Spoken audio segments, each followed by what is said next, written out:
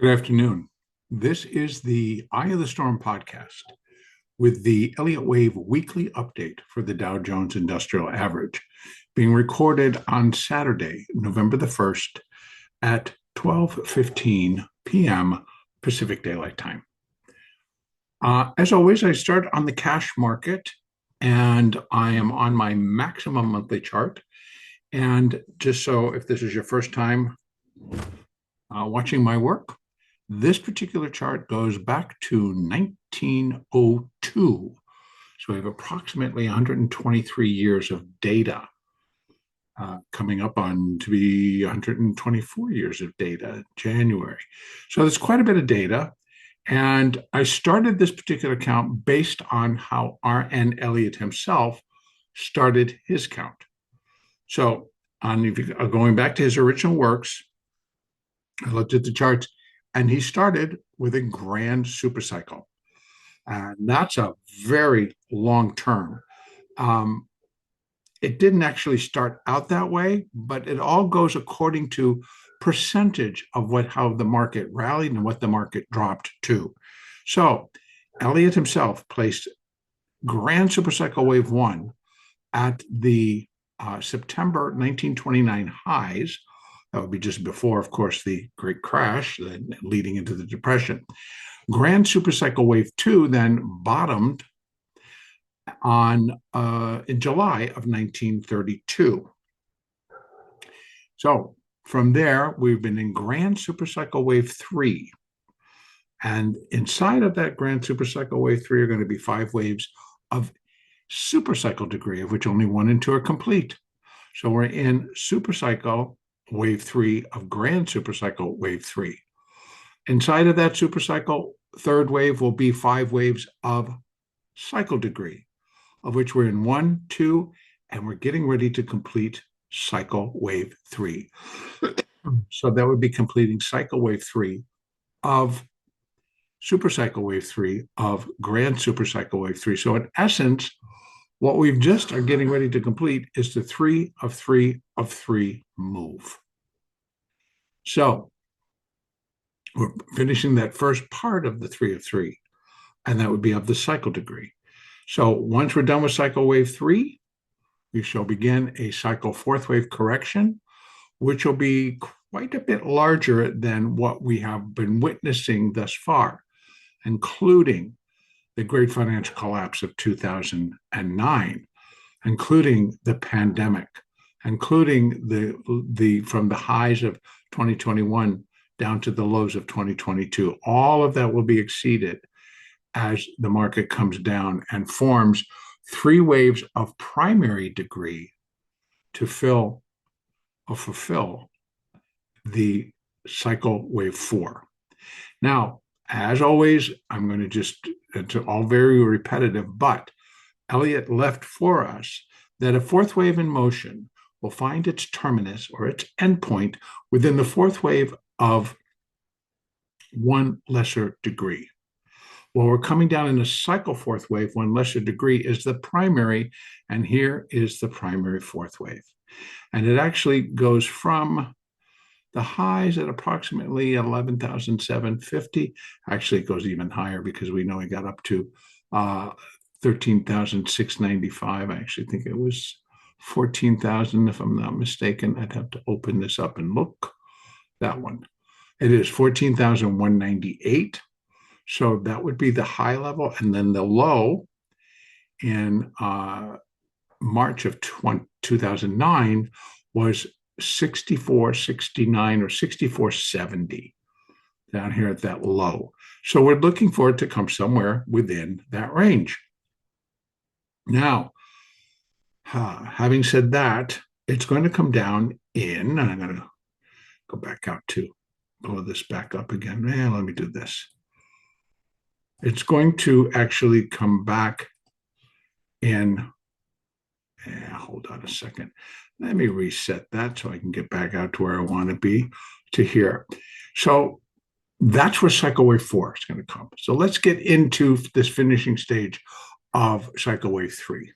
So we are in a primary fifth wave up. Now, what's going to be inside that primary fifth wave is 5 waves of intermediate degree. So there's the intermediate 3, intermediate wave 4. So we're in intermediate wave 5 of cycle wave 3. So we're in intermediate wave 5 of primary wave 5 of cycle wave 3. Inside of that intermediate fifth wave will be 5 waves of minor degree, of which minor wave 4, 1 through 4, are complete, and minor 4 bottomed on April the 7th of 2025. So from that point, we've been in a minor fifth wave up. Now that minor fifth wave, when it's complete, will finish minor 5, intermediate 5, primary 5, cycle 3. Now, let me bring this down. I can bring it down to our daily chart. And that puts us inside of this minor fifth wave going up. Now, I'm just going to go back out to that weekly chart. And you say, what are these? And essentially what those are, one moment, please, Nita. What they represent are intermediate degree, primary degree. So again, we're looking for that cycle degree to come in at the 2009 lows, 2009 lows. And so are in that area, in that box.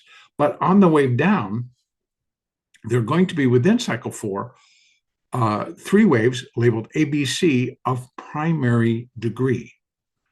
So what could this one represent? This would represent an intermediate degree.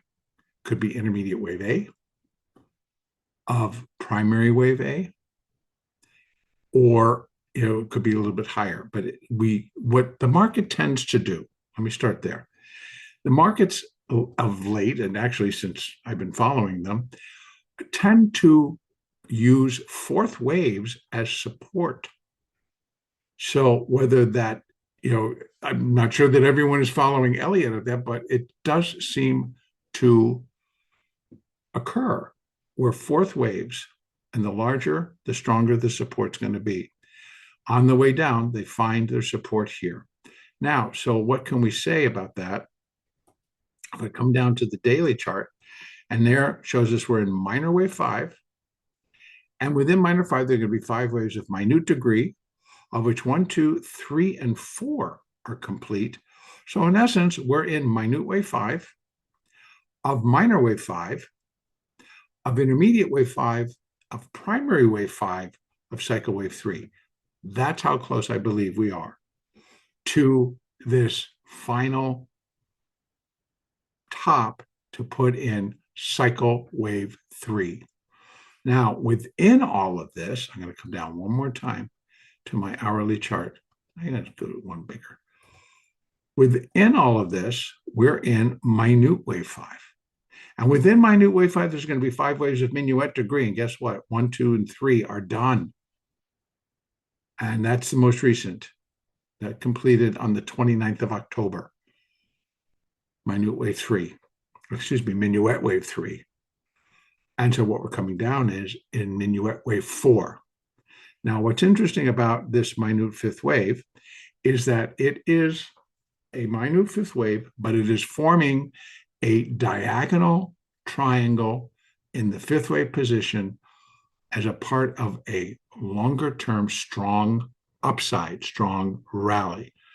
This rally began in October of 2022.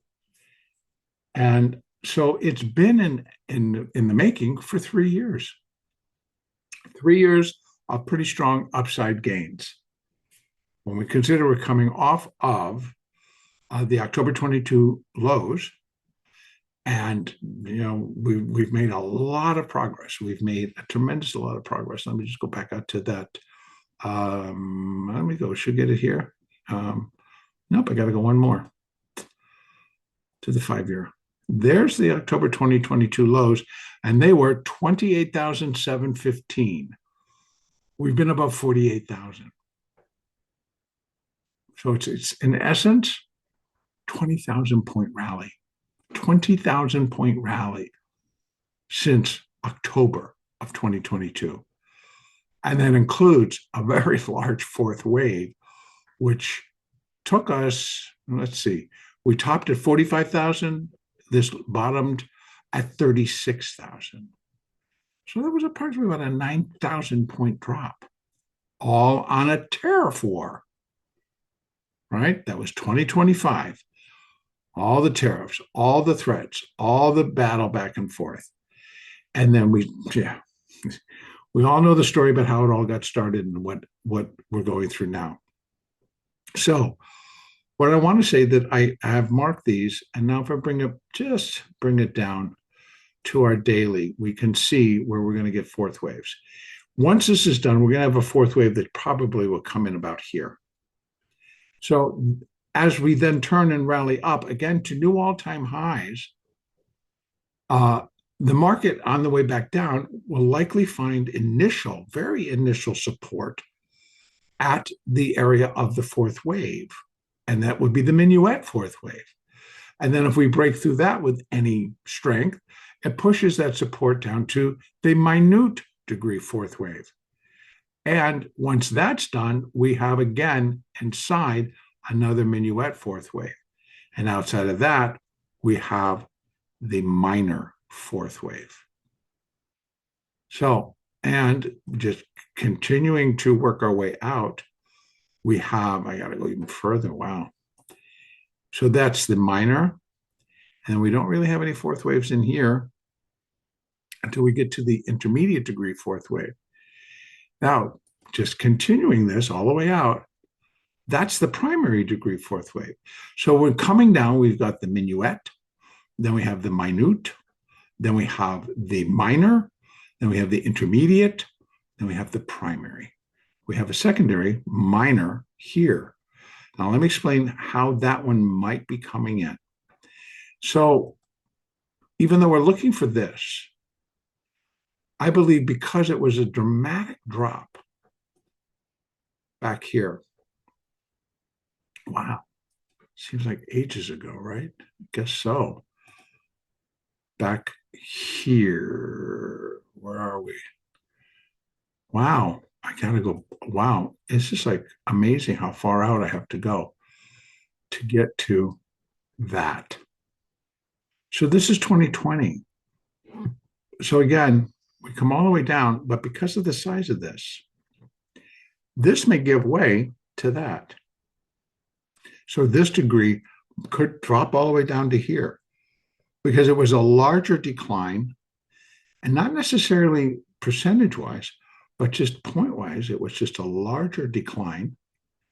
And so the way I'm looking at it is the fourth. First we get the minuet, then we get the minute, then we get the minor, then we get the intermediate. But this might provide some support, again, inside whatever's going to be taking the market down to that next level, which is going to be here. So again, once we get past that, it should be a very quick drop.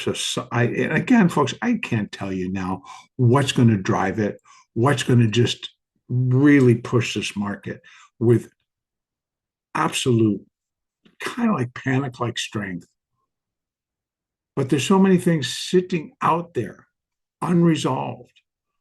And, you know, I believe it'll kick off as probably a shock, something that will really disrupt the flow of the market, will disrupt, you know, whether you're going to buy or sell. It's going to cause just a lot of exit in the market. I think it can pick up steam if whatever is driving it increases in intensity. That could be economic. It could be geopolitical that affects the economic. It could be, you know, a fallout within the United States that now not only affects the economic, but starts not affecting the stock market, but affects the interest rates, affects the treasury market, affects all of our different markets, and continues to just build downside momentum. Now, there are several things you could think about that could create that. I don't really want to go into them right now, but you know that they exist. There are things on the table now that are probably going to come to a head, not in the fashion that the current administration thinks. that how great this all is. I think there are many parts of it that may blow up and create an initial decline. I think we have geopolitical situations that could accelerate simply because of banter between a couple of countries.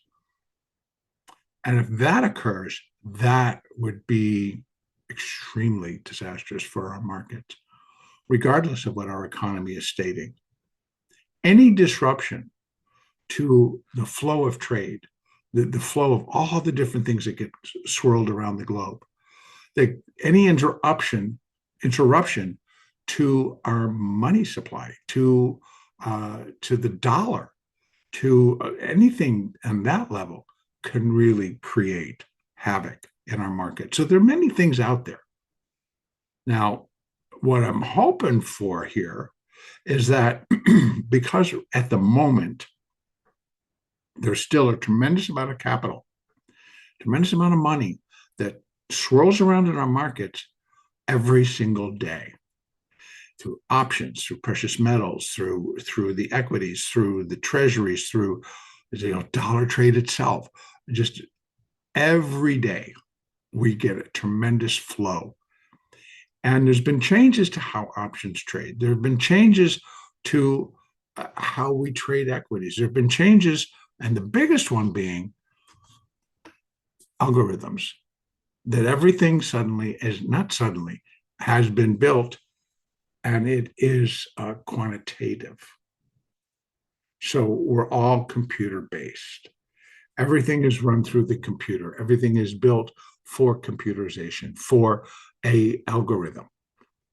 And algorithms just function. They get turned on and they have their marching orders.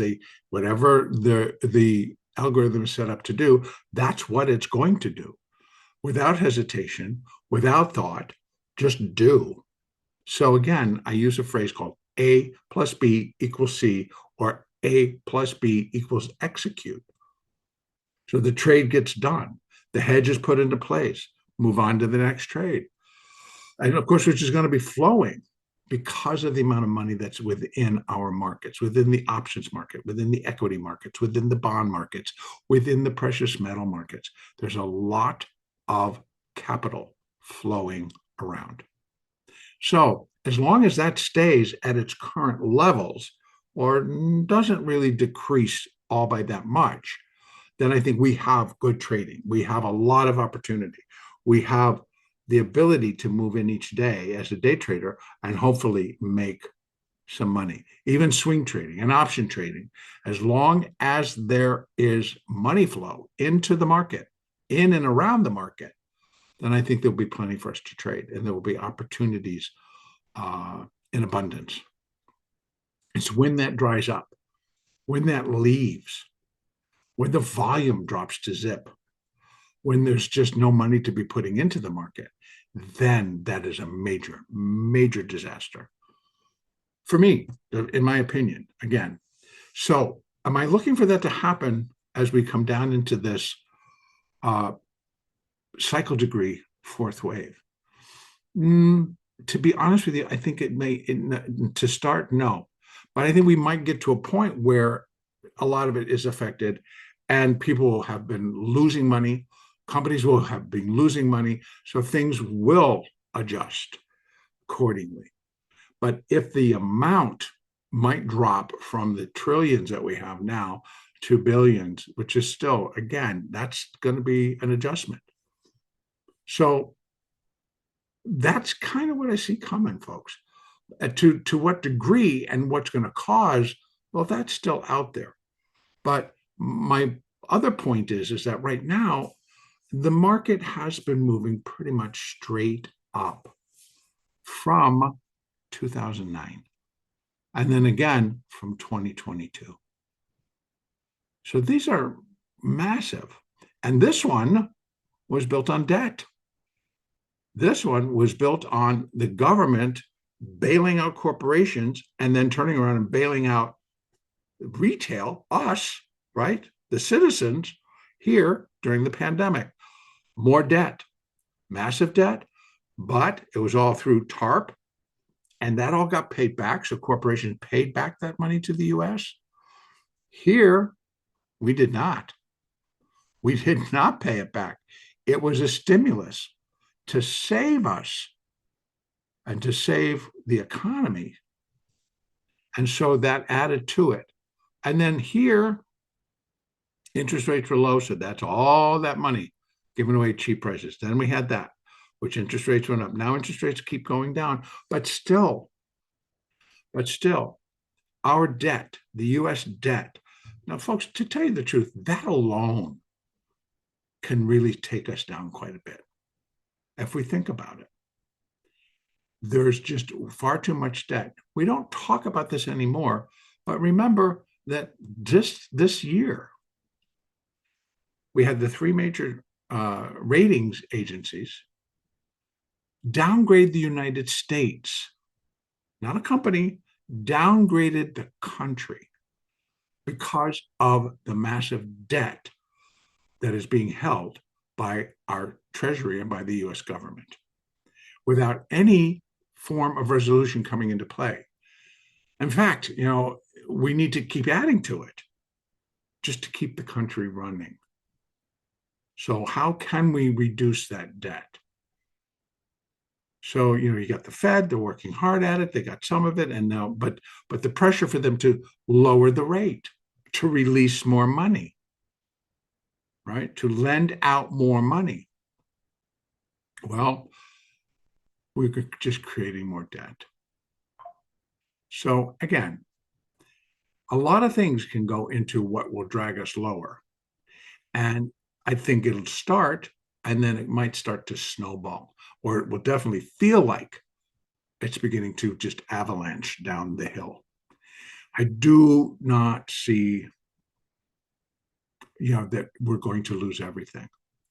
Coming back down to the 2009 lows is just really cleaning out all the excess for the last 16 years. And basically just getting back to 2022 is just the beginning. That just clears out what we've collected and put on top of something else in the last 3 years. Going back to the pandemic low maybe just takes us back to those levels. But getting back to 2009, I believe sets the stage for the country to start over, for the country to rebuild, for the country to, not just the economy, I think the economy is going to survive. I think the companies in AI and the companies in our tech sector and a lot of other companies are going to survive. But it's an opportunity for renewal, I guess. I mean, a lot of people are going to tell me I'm just, don't know what I'm talking about. But I am fairly certain that we're going to have a large correction. The whole basis of Elliott is to be able to see that coming. Now, can I pick out the top? No, I can give you some fib levels, but to say, well, that's exactly where it's going to go. No. Because are human beings predictable? No. They're jumping in because they don't see the end. They see Apple with these great earnings and this potential that Apple is going to go to $300 or $400 or $500. Same thing we see in Tesla. Same thing we see in Microsoft. Same thing we see in a lot of these stocks. For example, NVIDIA, right? NVIDIA gets this new business. The price acceleration that we got last week took NVIDIA from $4 trillion valuation to $5 trillion valuation. Everybody goes, wow, that's really great. That's really great. It's like, okay, take a stop for just a moment and think about what does NVIDIA have to do to support a $5 trillion evaluation? How much do they need to earn? Now, we're doing that on the basis that they came out and made these announcements that they have a deal with OpenAI. And then they also have a deal with other companies to start producing chips that are going to help build AI cybersecurity. AI security, which is something that, yeah, we all would like to see that happen. Well, it costs money, and hopefully NVIDIA, along with AMD, along with Micron, along with a lot of these other chip producers, are in an optimal position to benefit from that. But the orders may be coming in, but they haven't produced and they've not sent the product.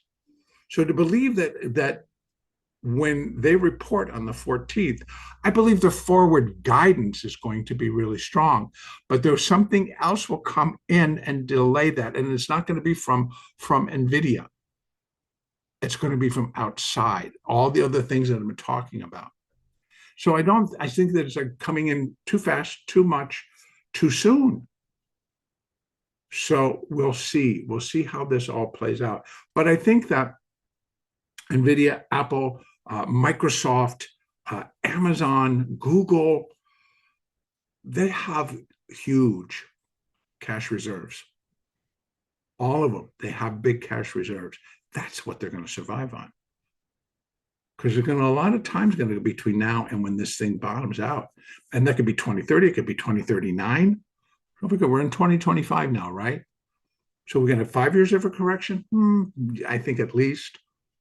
2039 makes it 9 years? Yeah. Yeah, it took 16 to get from that low in 2009 up to where we are. So to think that we can unfold this that this all going to just take a month or 2 months or 3 months, no. Now here's the deal. We're going to have rallies. We're going to have declines. So all that'll still continue. So to wrap ourselves around, oh my God, the world's going to fall apart. What am I going to do? Make your adjustments. Trade it. That's my first thing. Trade it. My intent is I'm going to trade it. Now, however, if you're a long-term investor, you're still doing trades.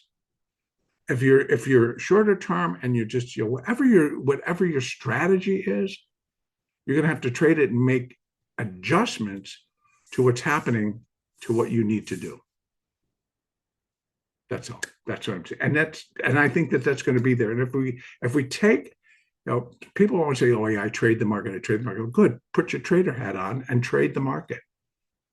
If we approach it in absolute fear, you're going to get dumped on. You're going to get dumped on a big time because the market is not going to stop. If the downside begins in earnest, these algorithms are just going to do what they do. So do we need to have that moment to go like, okay, what's creating this? How far should it go? That part we can probably come up with. How far down is it going to get? I'm already telling you. And each segment we're going to be able to play out because we can work with fibs. Once things start, the wave patterns themselves, we're going to be coming down in 5 waves, going up in 3. So what we've been doing is going up in 5, coming down in 3. That's going to reverse because the whole cycle is turning. We're going from an impulsive cycle, which is cycle wave 3, to a corrective cycle, which is cycle degree wave 4. So, but A wave down, B wave back up, C wave down. Wave A could be 5 or it can be 3. My guess on this size, wave A, primary wave A, will be a 5-wave structure down. So I think, yes, we could get down to the 2022 lows pretty quickly and then go from there. But remember, 5 down, 3 up, 5 down, 3 up, 5 down, larger 3 up. And then the process repeats because we do an A, a B, and a C of a cycle degree. So inside that cycle degree 4th wave, there will be a primary A wave down, a primary B wave up, and a primary C wave down. And you can just take it down degrees. What's going to kick this off? Well, we can go back up to the minuet. A minuet 5 waves down. That's what's going to tell us. Followed by 3 waves up, followed by another 5 down, followed by another 3, small 3, and then another 5 down. And then we're going to have our first minute 5 down. And that'll build into the first minor 5 down. And that'll produce, again, moving out to the first intermediate 5 down. And that's where I think we start to put in first waves, third waves, fifth waves. Okay, so enough said. Coming down, let's take a look at that near-term picture. Dow's actually been doing pretty good. Dow got above 48,000 in the cash. I think that before all is said and done, here's our next level, 49,715. That is where minute wave 5, which is not over yet, is 100% of minute wave 1. Most common. That's the most common. And that's 49,714. What's 1.618? Wow, check it out. 52,323. And this is minor wave 5, would be 2.618 times the length of minor wave 1 at 52,122. Both realistic. Those are not out of the woods, even with this correction I'm looking for, even within the confines that I'm looking for the cycle wave 4. And what am I looking for to finish it? A blow off. So I think here, pretty easily should get there. And a serious blow off top. And we've seen it. Let me just bring this back into focus. This was just like massive gains. Look at that. There was a small gap, small gap, right? Gap lower and then up. It's crazy, but we have a lot of gaps in the cash. Why? Because the cash doesn't trade. It trades between 9:30 a.m. to 4 p.m. Pacific, Eastern, and that's it. It's the future that trades many, many more hours. So that's why I put the 3 in. Basically, because I get my gaps, and the exhaustion gap ran up, but that was it. Now we're starting to come down.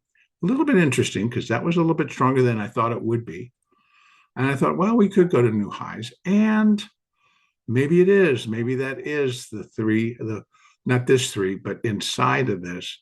This is a 3, that's a 4, this is a 5, small failure. And then on top of that, put the 3 over here. Now, I'm not doing it that way because I'm leaving it here, considering this A, B. How did I label it over in the cash? I'm pretty sure that's exactly what I did. So, okay, so I didn't, but I'm very close to just saying A, B, or A, B, and it's still got a C wave coming up. That's pretty much how I was going to leave it. So it's going to be the same over here. I'm waiting for tomorrow, or actually for Monday. So you can see here's how I did it in the futures market. I put the A of, so we're looking for, this is a minuet wave 4 coming down. It will consist of an ABC of sub-minuet degree. There's wave A. Here is A of B, B of B, small irregular, which is fine. And now I'm looking for that C of B. And I think it probably should come back up to here. And you know what? It may go up and produce a small irregular. So again, that the C wave to do this B wave gets above that high. And that's going to be acceptable because then what we got coming is a pretty much a devastating C wave down. So being that this is performing that triangle pattern, I'd be looking for it. And I'm just going to, this is just putting it in because I can and because we're looking for that downside move. And I can put it in like that. Because let's say we get down to there, or let's say we don't. Let's say we get down to there. I'm going to leave it there just for the sake of the argument. You can see it's an expanding. The S&P is doing an expanding. The NASDAQ's doing an expanding. Why would the Dow be different? So we're really looking for an expanding diagonal triangle. And this somehow got moved. And let me just kind of put that up there. And that goes right there. Perfect. Okay. So you can see it's expanding, which gives the room for that fourth wave to come down and overlap wave 1, which is a requirement for this wave pattern. But then think about that we have that fifth wave yet to come, and it's going to be dynamic Because why? We're looking for it to get up to here. From here. It's going to be a crazy run. What's going to feed it? Well, we still got Nvidia, we still have SMCI, we have a lot of reports still yet to come out. I think AMD reports on the 4th. So, we could start. We can get down there and then come. Or AMD disappoints and we drop. So there are a lot of things that still can happen to contribute to both sides. But I am looking for some strength once we're done here, I'm looking for that strength to come right back in and drive the market higher, and then to new all-time highs to complete the move. That's my story, and I'm going to be sticking to it this time. I've held out. This is my feeling. Do I have an alternate right now? The only way I could run an alternate is if the market just starts to fall apart now. Then I would have to put a higher degree here, or just a wave 5 here, which I don't see it. So I'm leaving it as a 3. And maybe then that could be, because it does look like it could be 5 up, and I don't think it was. But in any case, there are small changes that can be made. One other could be 1, 2, 1, 2. And we just start to drop. We don't go up, we just start to drop. That would be an alternate, all within this smaller time frame, this smaller count. 1, 2, 1, 2, and we just come down. Maybe a little bit more in the small 2, not a whole lot, just a little bit more, and then we just come down. Or we might just start just bringing it down. So those are the kind of what I look at. And that's actually where I'm going to finish this up. Now, I know there's some others that just really, they're using different methodology, and they're just continuing to declare it's over, it's done, we go down. And it's like, I don't necessarily disagree with what they're saying. I just think they're early. And, unfortunately, it's like, if you're loaded up for the market to go down and it doesn't, the reaction is that, well, I'm holding on. We're going to go down. But, and I think eventually, yes, we will. And even within this, I think we can go down substantially from where we are. We're talking 1,000 points, 900 points. It's a lot in the Dow. And if that's where your position is in the Dow and it goes down that much, well, you're getting an opportunity, because I think we go back up. So in any case, I just think here we are. And I am going to finish it there. So there'll be a lot of trading left to do, folks. I don't think the world's going to fall apart just yet. But then again, I don't have a crystal ball. I can't tell you what's going on in the minds of the world leaders and what they might do out of whatever they might do it on. So in any case, I think that we have a little bit more downside to do. Then we're going to run back up to new highs that'll complete those cycle thirds. And then we're going to come down with more consistency and with more strength as we get ready to do a cycle 4th wave. All right. Thank you for the time today. Our next update for the Dow will be next week.